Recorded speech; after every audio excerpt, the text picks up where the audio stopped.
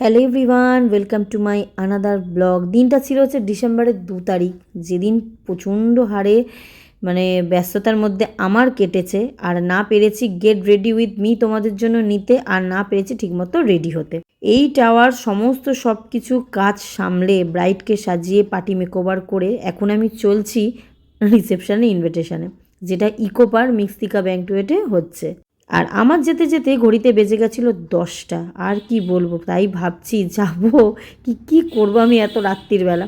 রাত্রির হয়তো আমাদের জন্য, কিন্তু এখানে তো বিশাল আয়োজন ছিল হচ্ছে বিশ্বনাথ শাস্ত্রীর একমাত্র পুত্রবধূ, আর পুত্র ছিল হচ্ছে রিসেপশান, ছেলের ছিল রিসেপশান, একমাত্র ছেলের রিসেপশান ছিল।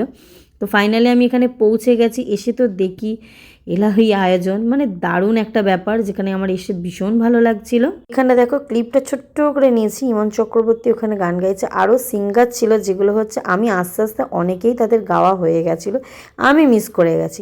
তারপর ডিজেও ছিল। তো যাই হোক, অনেক কিছু ছিল। তো এখানে রুষা দৌড়াদৌড়ি করছে, পাপা কোথায় যাচ্ছে তার পিছন পিছন।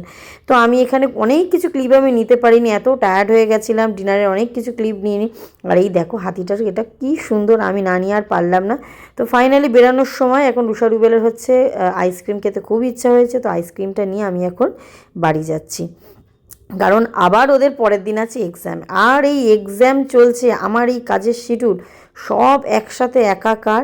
তো যাই হোক, ফাইনালি এখন আমি বাড়ি যাচ্ছি। আর ভিডিওগুলো খুব ছোট্ট ছোট্ট করে তোমাদের জন্য নিয়েছি, অনেক কিছু ক্লিপ আমি নিতে পারিনি।